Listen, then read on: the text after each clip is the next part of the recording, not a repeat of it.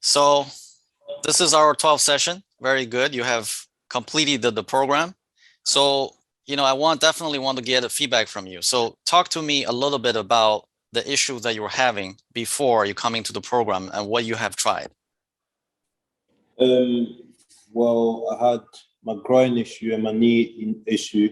My knee was from the ACL where a year ago, it was a non-contact injury where my ACL just gave up on me and just snapped. And then a few weeks later, I had surgery. I've been out for like a year and a half maybe, doing gym work and rehab with my physio.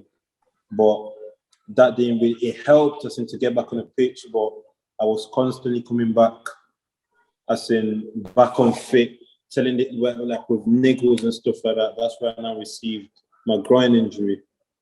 And then my groin injury, that didn't go. I did rehab for my groin injury for like 4 weeks or something like that. It helped me temporarily, but after that, I had to come back in again with it. Like, it didn't really help with the rehab stuff until I found out about the whole fascia thing, which since even just from the free exercises that you gave on YouTube, I started noticing significant differences. As in my toe, my foot functionality was way better. I just felt much better just from them free exercises. And then that's what pushed me to go for the full 3 months. And then from after that, every single week, I've just been noticing improvement with it. My fitness has improved. I don't really get tired like that. And I've not been injured for a while now. Since we started, I've not really seen my physio. I've just been playing constantly, and it's just been unusual, really. Great. So how many hours are you able to play now without any pain or recurring issues? You mean game-wise or train? Both. Well, we calculate an estimate of 10 to 12 hours a week, I do. Okay, very good. So basically you did the standard mainstream physio and you did it for a while. The issue was temporarily go away, but then when you play again, it comes back, right? Yeah. Right. I mean, that's pretty much how, all my athlete went through. That's how Coach Ahmed went through as well, 4 years. So I'm glad you're getting the results. So talk to me a little bit about which week you started to feel a big difference in your knee and in your groin. I think a significant difference was seen on week 7, 8.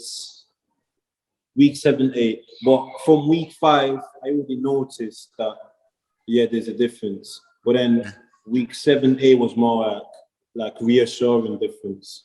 100%. Great. That's really good. And you notice your stamina went up. And what else do you notice on the pitch? Well, apart from stamina, I noticed that, because I'm not getting tired as often, I'm more concentrated throughout the game. So now I'm not really fatigued, so I can just carry on playing and concentrate. So my performance has improved because I've not been fatigued and I'm not tired. So I'm able to concentrate and do other things right. That's just from improved fitness type thing. Right. And how do you feel this way of training, which has no weightlifting, versus the weightlifting?